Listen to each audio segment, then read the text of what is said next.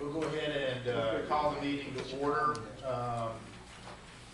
And before we start and call roll and that sort of thing, I want to welcome, we have some guests today. As y'all can tell, we don't usually get a big audience, so it's fun when we have extra people here.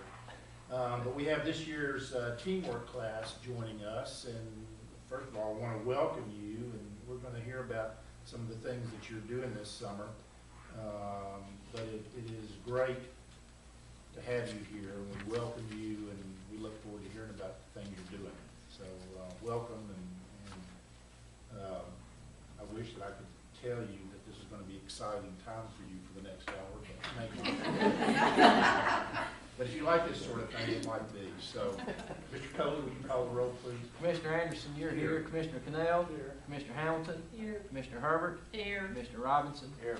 Commissioner Thompson, I think, is absent today, and Commissioner Williams. Here. You have a quorum, Mr. Chair. Thank you. Everybody was sent the minutes through the mail. Is there a motion regarding approval of the minutes? So moved. Second. Any discussion? All those in favor, aye. Aye. Opposed? First matter of business this morning is this afternoon is the resolution 1290, second reading, final reading regarding gas rates. I would like to add my welcome to the team workers. We're very glad to have you at KUB this summer, and especially glad to have you aboard me today. I want to recognize Mike Walker. He is going to summarize for you the gas margin increase. As you recall, you approved it on first reading last month. This will be second and final reading. Commissioners, prior to your consideration of the gas margin increase on second reading, I just wanted to review some of the key points regarding the increase. As you know, the additional revenue that will be generated by the margin increase will be used to help support the ongoing maintenance and our level of capital investment for the gas system infrastructure.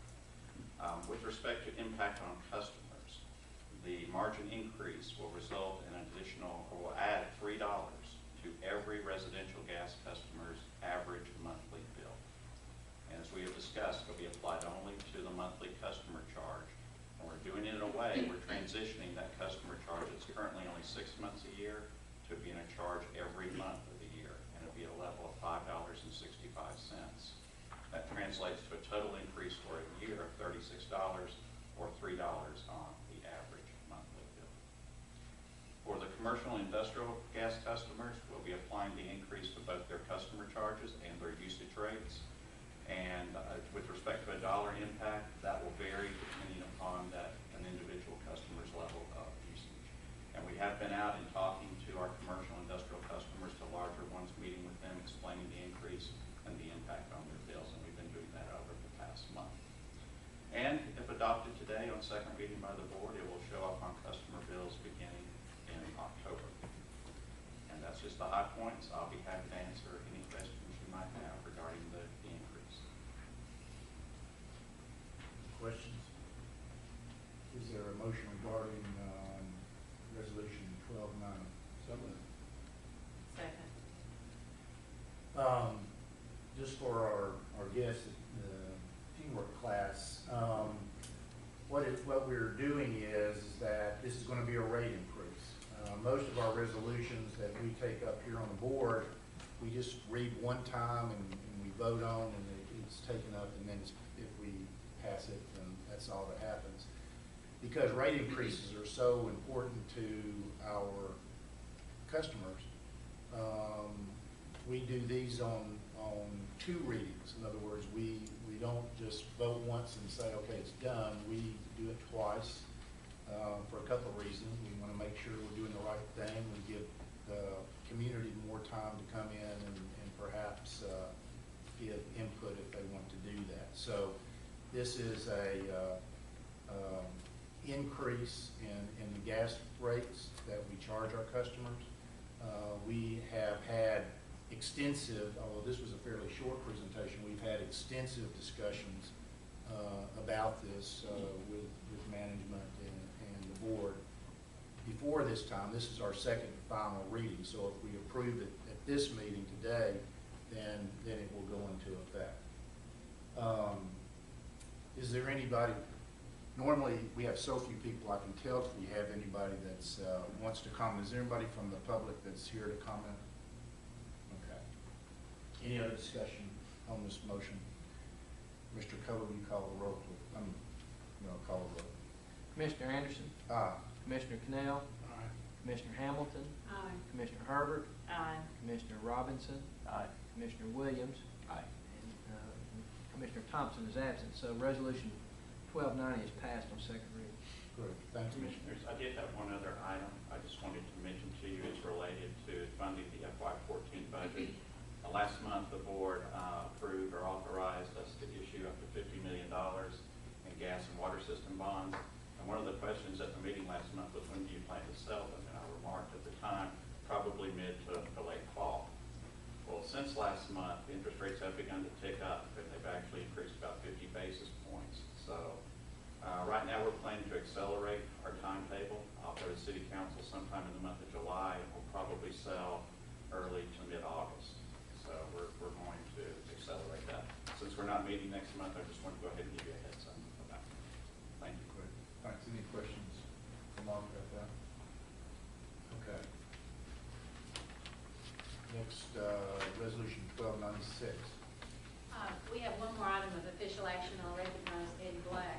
The state legislature made an amendment to the state OSHA law, and there are requirements of the municipal agencies that are approved under that law for us to take action, and Eddie will summarize that for you today.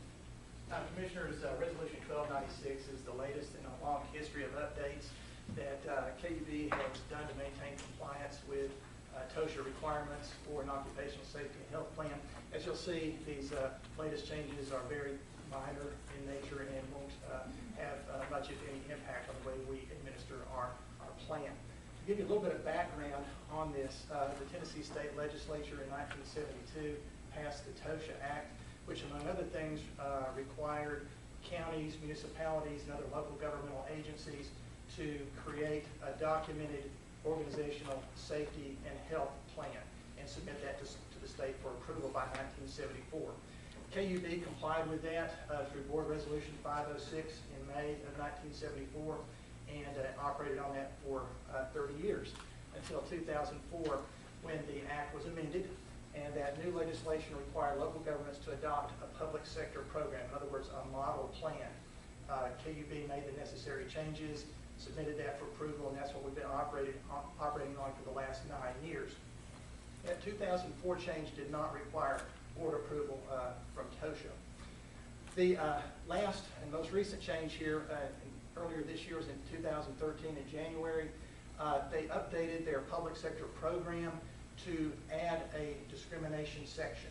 And I'll be talking a little bit more about that in just a minute, but basically what that did, it added a section that allowed investigations and sanctions against any agency that took discriminatory action against an employee who raised concerns about the safety program. So once again, we'll be talking a little bit more about that. But one of the things they also did, they required that these changes be approved by the local governing bodies. They realized that it had been 41 years since they had made that requirement from any agency. And what they wanted to do was increase the visibility and awareness of the safety and health programs across the state. So they did require us to have formal approval on this. And to that end, they actually issued a model resolution that they encourage everyone to use. So if the resolution in front of you, 1296, looks a little different in format than what we ordinarily provide you, that's the reason why.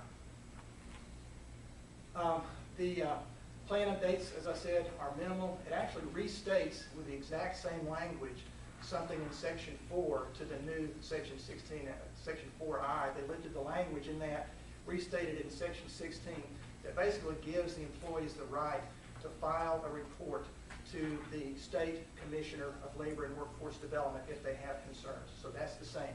The thing that they added was that it authorizes the Commissioner to investigate and issue any violations against that agency if they're warranted. Frankly, we thought this has always been implied. No real change for us in the way that we operate. We've never had an employee go this route. So very, very minor changes for us. The rest of the changes in the document are basically housekeeping in nature. The difference between the 2004 plan and now is that we do have a safety department, so we changed the job title. It used to refer to safety coordinator. We changed that to safety manager. And then the other major change was TOSHA has added the word plan after program in the document to refer to the document itself. The plan is the document itself, whereas the program is what we do on a day-to-day basis to ensure a safe and healthy working environment. And then that's pretty much it for the resolution. But since June is National Safety Month, I want to take this opportunity to update you on KUB's safety performance for the year. As you all know, we have had a corporate metric on safety for several years now. And for years we used lost time incidents as the measurement. These are incidents that were severe enough to require the employee to be off of work for 1 or more days after the incident happened. We did some research and determined that the safety standard throughout the industry had changed really to DART incidents. And DART is an acronym for days away, which is the lost time element, and restricted duty and transfer. This means that if an employee wasn't injured severely enough to have to be away from work, but could continue to work, but just in a different capacity, restricted duty some way, transferred to another area, this was included in this new metric. And as you can see, it's more comprehensive than just a lost time incident. We brought this up for approval with the Audit and Finance Committee. They accepted this going into FY12, and this is what we adopted as our metric. And you can see that our performance in the years leading up to adopting this as a metric was about 17 DART incidents per year. When we brought this up to the Audit and Finance Committee, we established multi-year goals going forward, similar to what we did with the lost time incidents. We looked at our history. We also looked at what was the industry standard. And at the time we looked at this, the average industry standard for DART incidents was around 11 per year. So what we wanted to do is transition so that we were showing constant improvement during that time until we ended in 2016 at that 11 mark. The first year, last year, FY12, we showed improvement over the previous year. We moved from 17 to 16, but we missed it by 1.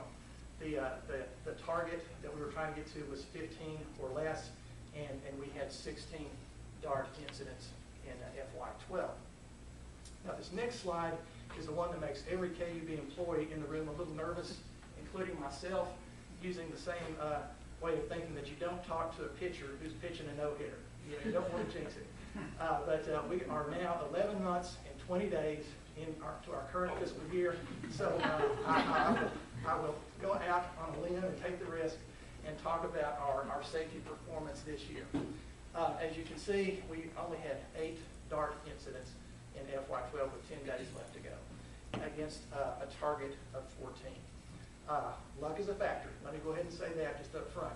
But it's also a tribute to the focus and the awareness that we're putting on our safety program. In my 33 years of experience at KUB, I think the last few years have been the most emphasis we've ever placed on safety and the most awareness we've had from the top down in the organization. So everyone is just doing a fabulous job on that.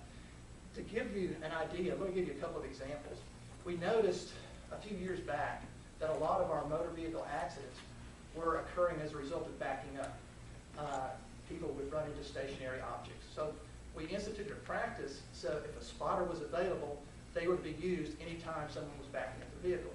Well, this is a story I like to tell about Tracy Hayes, the first day that he became the underground construction manager. He was going out on reviewing construction sites with one of his foremen driving a vehicle. So they got to the first construction site and they stopped, and the foreman who was driving just kind of looked at Tracy for a minute and finally said, Mr. Hayes, would you mind giving me a spot? So Tracy automatically got out of the car and he backed him up and everything. He said he knew right then and there that this department had adopted the safety culture. They knew what it was about. And it's really paid off for them. They have gone right now 1,184 consecutive days without having a preventable motor vehicle accidents. That's over 3 years and 2 million miles of driving on the streets of Knoxville and Knox County without a preventable motor vehicle accident. Not to say we're perfect. There was another incident a couple of months ago that some of you may have seen in the news where one of our bucket trucks ended up on its side near Knoxville Center Mall. What we were doing in that case, we had built an access road along the side of a hill, and we were backing the bucket truck up this access road without a spotter, and as the person was backing up, the downhill side of the vehicle got a little too close to the edge. The wheels ran off the road, and it slowly tilted over on its side. No one was injured, fortunately, but we were able to use that as both a teachable and a coachable moment to not only those involved, but people in the department and the rest of the organization to focus on the importance of abiding by all of the safety practices. That was a bad news story. Fortunately, we've had more good news than bad news this year. And another one of the good news things is that just last week we received the American Gas Association Safety Achievement Award for the first time ever. This means we had the lowest number of DART incidents of any gas utility our size in the country. And we are very proud of this fact, and we're putting together a story in Newsnet right now to communicate that to our employees and to make them aware of it, and also to thank them, because you know, they are on the day-to-day kind of live fire range and are helping to make this happen for us. So you can see the importance of having an effective safety plan, which brings us back to the business at hand about Resolution 1296, which basically updates the plan to be compliant with the TOSHA requirements, and also satisfies the requirement that we bring this up for formal adoption. So with that, I'd be happy to answer any questions that you may have. Eddie, seems like when we review audit and finance in the fall, there's a metric, there's some kind of safety metric, and we were trending downward years and years. I didn't remember anything that was kind of going up and down. Is that different from this DART? Well, what we've been reviewing before was lost time incidents. That was what we had in place for several years. That ended in 2011. At the last 6 years of the lost time incident, we beat our target 1 time, we tied it 2 times, and we missed it 3 times. We were right on the edge, but it was a very challenging target to hit, and just like this one is. One question may be, where are we going to set it for next year if we're having such a good year this year? And if you kind of draw a trend line where we are right now, I think we'll be in pretty good shape, with that target of 13 for next year. We will do everything we can to get it to 0 every year, obviously. But I think that I think that the word is getting out, and we are putting the appropriate emphasis on safety right now. To your point, Commissioner, you haven't seen that. Go back. You haven't seen that before because we did not. That was not in the metric. But when we implemented this metric, we went back historically and pulled 5 years worth of what it would have been had we had it. Whereas what you were seeing was lost time, and it was just trending down. One of the reasons we moved from lost time to this was to incorporate more stringent evaluation and make it a little harder to achieve our goals. So you have not seen that before, but we put it together so we would be able to evaluate where our new metrics should be. Eddie, do you have a lot, are there instances where you have kind of gray area? I mean, is it cut and dry, is it DART, or it's not? It is pretty cut and dry. They have OSHA recordable incidents. This is like the first aid kind of thing, where you have to record them, but they don't result in any kind of transfer away or any lost time or anything like that. And you've got the DART incidents, which includes, the lost time. So, yeah, they're pretty cut and dry categories and standards that TOSHA gives us on those. So you can't say, okay, you got to stay on the stretcher, and we're going to bandage you up, and we're not transferring you, and you're not going to miss any time, we're going to be right on the stretcher. Put this Band-Aid on and then go to the doctor. Well, we try to avoid that.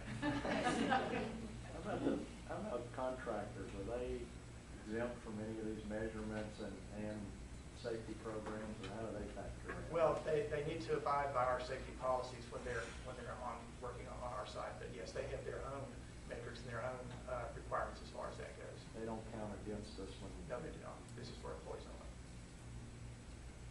That's a great report. Explain the process when one is involved in an accident, and just brief what process the individual have to go through. You don't have to go into deep detail, but I know there's a procedure that we take just so our folks here could know a little bit about it. Absolutely. The first thing you do is you report it to your supervisor. You know, anytime you have any kind of an injury at all, report it to your supervisor, and then the supervisor knows the process to take it from there. They will involve our occupational safety and health people, go to the nurse if needed, go to the emergency room if needed, if it's something like that. So, you know, they're just, that's the thing we want to underline. Just tell your supervisor as soon as it happens. Well, I can just tell you from the hospital, I suffer from great safety envy for KUB. They get tired of me talking about how great KUB does, and so, you know, they climb poles, they lift things, they do things. They do real work over KUB. But, you know, seriously, you all do a great job, and I hope you go back and, I know you do on your own behalf, but on behalf of the board, tell our people how much we appreciate the effort that they put in to make this happen. It is not an easy thing. Great. All right. I love the motion. I say. Great. Any discussion? Not, Mr. Coley? Commissioner Anderson? Aye. Commissioner Canal? Aye. Commissioner Hamilton? Aye. Commissioner Herbert? Aye. Commissioner Robinson? Commissioner Williams? Aye. Resolution 1296 is passed. Right. This is one of those, we just have to read one, unlike that rate change, so now that is passed, we move forward with it.